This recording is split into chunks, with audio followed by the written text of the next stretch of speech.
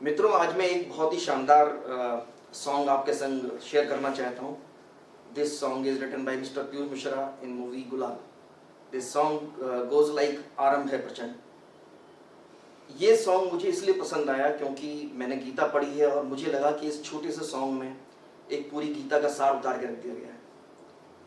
मुझे मालूम है कि हर एक के पास उतना वक्त नहीं होता, टाइम नहीं होता कि वो पूरी गीता पढ़ पाए, समझ पाए।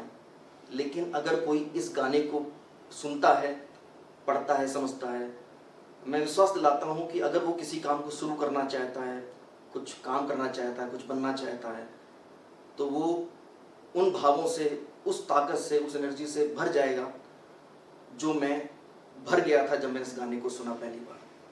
दिस सॉन्ग गोज लाइक, आरंभ है प्रचंड बोले मस्तकों के झुंड, आज जंग की घड़ी की तुम गुहार दो, आन बान शान या की जान का हो दान, आज एक धनुष के बाण पे उतार दो।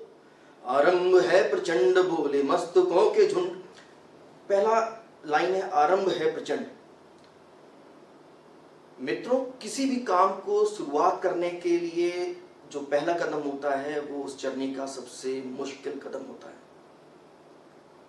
तो यहां पर इस सॉन्ग में कहा गया आरंभ है प्रचंड, आरंभ है प्रचंड। The most difficult part of any journey is very first step. So, what it says, आरंभ है प्रचंड बोले मस्तकों के झुंड, आज जंग की घड़ी की तुम गुहार दो। आरंभ प्रचंड है तो क्या हुआ? आज जंग की घड़ी की मैं गुहार देता हूं। I want to fight today. I want to go for it. I want to put everything into it. Gita लिखी गई है अर्जुन के लिए, एक योद्धा के लिए, तो इसकी टोन एक योद्धा के लिए है। लेकिन ये किसी भी धर्म को पाने के लिए, मानने वाले के लिए फिट बैठती है। जब मैं धर्म बोल रहा हूं तो यहाँ पे धर्म हिंदू नहीं है। मैं एक एजुकेशन इंस्टीट्यूट में हूं। मेरा धर्म बच्चों के कैरियर को, उनके विकास को समर्पित है। ये मेरा धर्म है। अगली लाइन है, आन बान शान या की जान का हो दान, आज एक धनुष के बाण पे उतार दो। आन बान शान, अधिकतर केसेस में हम लोग किसी बात को इसलिए शुरुआत नहीं कर पाते हैं, अपने गोल को, अपने ड्रीम को पालन नहीं कर पाते हैं, शुरुआत नहीं कर पाते हैं कि अगर मैं ऐसा करूंगा तो ये होगा, वो करूंगा तो वो होगा। और सबसे बड़ी बात, लोग क्या कहेंगे। यहां पर कहा गया है आन बान शान। इस झूठी आन बान शान के चक्कर में मत पड़ो। आन बान शान या की जान का उदान, जो तुम्हारा गोल है वो सबसे बड़ा है, तुम्हारी जान से भी बड़ा है। आन बान शान या की जान का उदान, आज एक धनुष के बाण पे उतार दो। मैं तो कहता हूं धनुष के बाण पे नहीं, धनुष के बाण की जो नोक है उस पर उतार दो। आपका गोल उस नोक के बराबर क्लियर होना चाहिए। जैसे महाभारत में अर्जुन को केवल पक्षी की आंख दिख रही थी, आपका गोल उतना क्लियरिटी में होगा, तभी आप अपना पूरी जान, पूरी एनर्जी, पूरी ताकत उस बिंदु के लिए लगा पाएंगे। तो आज एक धनुष के बाण पे उतार दो। अगली पंक्तियां हैं, मन करे सो प्राण दे, जो मन करे सो प्राण ले, वही तो एक सर्वशक्तिमान है। बहुत बहुत प्यारी पंक्ति है इसमें। मैं इसमें उदाहरण लेना चाहूंगा सचिन का। सचिन जब एक एस्टेब्लिश्ड क्रिकेटर बन गए थे, इवन देन ग्राउंड पे पहले आने वाले, प्रैक्टिस करने वाले लोगों में वो पहले हुआ करते थे। जब उनका नाम था, he was master of his art. Even then he was so disciplined about his practice. उन्होंने इतना अभ्यास कर लिया था कि ये बात उनके लिए बिल्कुल सही फिट बैठती है। मन करे सो प्राण, जो मन करे सो प्राण ले, वही तो एक सर्वशक्तिमान है। मुझे याद आता है जिम्बाब्वे का एक मैच था, ओडोंगा ने उनको इरिटेट किया था। अगले ओवर में उन्होंने उस बॉलर की वाट लगा दी थी, छक्के छुड़ा दिए थे। वो अपनी आर्ट के सर्वशक्तिमान थे। मन करे सो प्राण दे, मन किया कि आज छक्के मारने, मन किया कि आज सेंचुरी बनानी है, आप तभी सर्वशक्तिमान होंगे। अपनी आर्ट के मास्टर आप प्रैक्टिस के थ्रू ही बन सकते हैं। गीता कहती है अभ्यास योग युक्तेन मन चेतना ना निगामिना। अभ्यास योग, अभ्यास को योग बोल दिया कृष्ण ने। आप मेरी बात ना माने, कृष्ण की बात तो मानेंगे।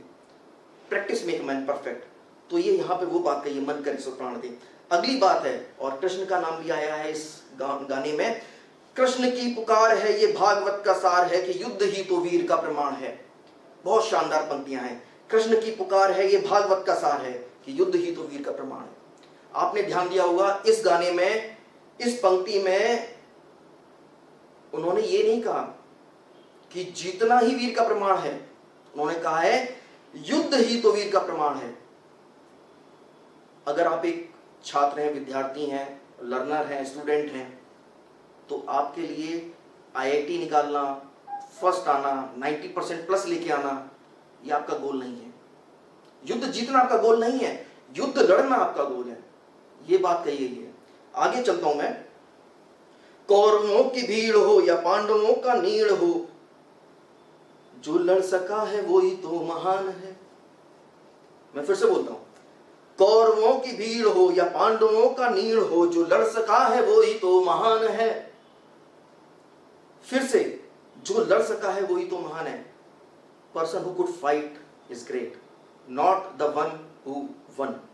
करेक्ट?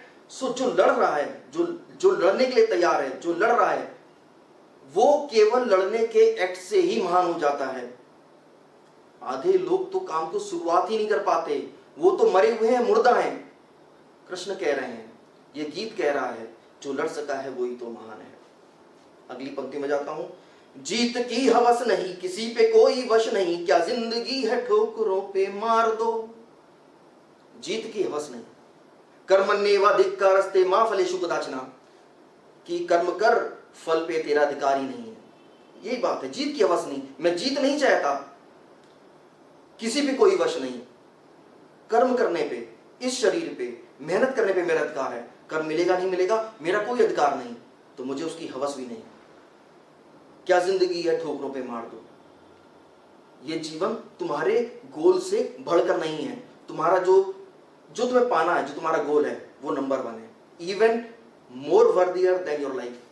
क्या जिंदगी है ठोकर पे मार दो। अपने गोल के लिए जिंदगी क्या है? 4 दिन भूखे रह लेंगे, लेकिन गोल पाना है, आगे बढ़ेंगे, लड़ेंगे, जीत के रहेंगे।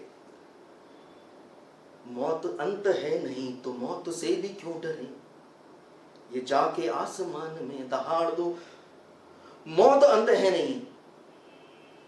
हमारे हिंदू धर्म ग्रंथों में, गीता में हमारा सिद्धांत है पुनर्जन्म का। तो ये यहां पे वो बात कही है, मौत अंत है नहीं, मौत अंत है नहीं तो मौत से भी क्यों डरें, ये जाके आसमान में दहाड़ दो। मतलब अपने गोल के लिए इतना बड़ा है कि अगर जान भी चलेगी तो क्या हुआ, एक जन्म और मिलेगा, फिर लड़ेंगे। ये वो भावना है, ये लड़ने की भावना है, ये करने की भावना है, ये जीतने की हवस नहीं है, ये जीतने का विचार नहीं है। अगली लाइन में जाता हूं। वो दया का भाव या की शौर्य का चुनाव, या की हार का वो घाव तुम ये सोच लो। ये पूरा नहीं हुआ अभी। जो वो दया का भाव या की शौर्य का चुनाव, या की हार का वो घाव तुम ये सोच लो। या कि पूरे भाल पे जला रहे विजय का लाल लाल ये गुलाल तुम ये सोच लो। मतलब ये वो दया का भाव। क्या हुआ था अर्जुन के साथ? उसे दया आ रही थी अपने मित्रों पे, अपने भाइयों पे, अपने सगे संबंधियों पे, पितामह पे।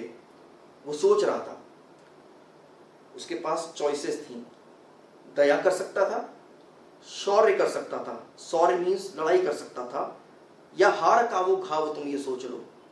वो सोच रहा था हार गए तो क्या होगा, स्त्रियां कैसी हो जाएंगी, वर्ण संकर होने लगेंगे, किसके लिए जीतूंगा।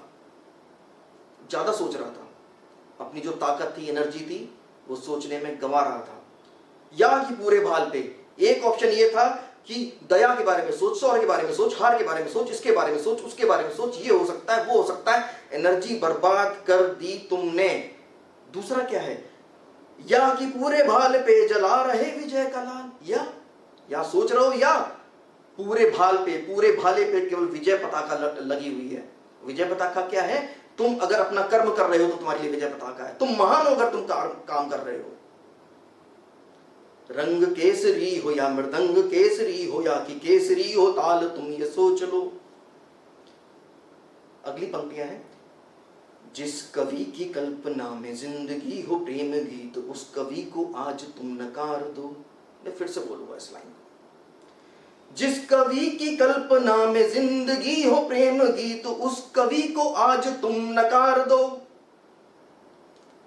आज का यूथ, आज की मूवीज, आज का समय, हम अपने गोल से भटक गए हैं। प्रेम, boyfriend, girlfriend, dating sites, social sites, meeting, Facebook, Instagram, we are wasting our time. This life is precious. ये शरीर बहुत मुश्किल से मिला है, इसमें क्षमताएं हैं, और यूथ आपके जीवन का वो पार्ट है जब सबसे ज्यादा ताकत आपके पास है, और सब ताकत को आप क्या कर रहे हो, आप वेस्ट कर रहे हो। आप उस एनर्जी को छोटी छोटी चीजों में वेस्ट कर रहे हो। ये क्या कह रहा है, जिस कवि की कल्पना में जिंदगी हो प्रेम गीत, उस कवि को आज तुम नकार दो। तुम प्रेम करना तुम्हारे जीवन का गोल नहीं हो सकता, होना भी नहीं चाहिए। इसका मतलब ये नहीं कि मैं कह रहा हूं कि प्रेम ना करो।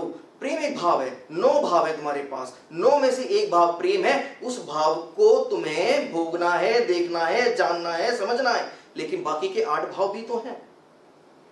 प्रेम आपके जीवन में 1/9 है, आपके जीवन का गोल नहीं है। तो यही कहा है कि जिस कवि की कल्पना में, जो कवि इस जिंदगी को केवल प्रेम गीत बोल रहा है, उस कविता को नकार दो, उस कवि को भूल जाओ, उस कवि को मत देखो, मत जानो। और आखिरी की लाइन है, इस पे मैं खत्म करूंगा कि भीगती नसों में आज फूलती रंगों में आज आग की लपट का तुम बघार दो। आरंभ है प्रचंड बोले मस्तकों के झुंड, आज जंग की घड़ी की तुम गुहार दो। भीगती नसों में आज फूलती रंगों में आज आग की लपट का तुम बघार दो। हम 2 चीजों से मर जाते हैं, हम 2 चीजों से टूट जाते हैं, 2 चीजों से हार जाते हैं। या तो हम इस एक्सट्रीम पे रहते हैं या उस एक्सट्रीम पे रहते हैं, या हम अर्जुन के भाव में हैं या हम दुर्योधन के भाव में हैं। अर्जुन का भाव क्या है, भीगती नसों में आज, टूटा हुआ है, नसों में इतनी ताकत नहीं है कि अपना गांडीव भी उठा के रख सके। भीग गया है, वो तुच्छ हो गया है, डर गया है, भयभीत है, कांप रहा है। और दूसरा दुर्योधन है, फूलती रगों में आज, वो गुस्से में फूल रहा है, गुस्से में वो अंधा है, भूल गया है कि मुझसे केवल 5 गांव भी तो मांगे गए हैं। वो दुर्योधन है, वो क्रोधित है, भूल गया है। वो इस एंड पे बैठा हुआ है, अर्जुन इस एंड पे है। अर्जुन इस एक्सट्रीम पे है, दया के भाव में है, भय के भाव में है, क्षमा के भाव में है, प्रेम के भाव में है। दुर्योधन उस एंड पे है, गुस्से के भाव में। ये कवि कह रहा है, कृष्ण कहते हैं सम, बीच में रहो। सुखे दुखे समय कृत्वा लाभा लाभो जयाजो। सुख दुख में, लाभ अलाभ में जो सम रहता है, वही जीवन को सच्चे अर्थों में जीता है। Balance is the key of life. इस गाने की ये आखिरी पंक्तियां हैं, और मैं आपसे कहूंगा इस गाने को जब भी आप कुछ काम शुरू कर रहे हैं, जब भी आप लो फील कर रहे हैं, इस गाने को जरूर सुने। आरंभ है प्रचंड बोले मस्तकों के झुंड, आज जंग की घड़ी के तुम बहार दो। Thank you guys, thank you, धन्यवाद।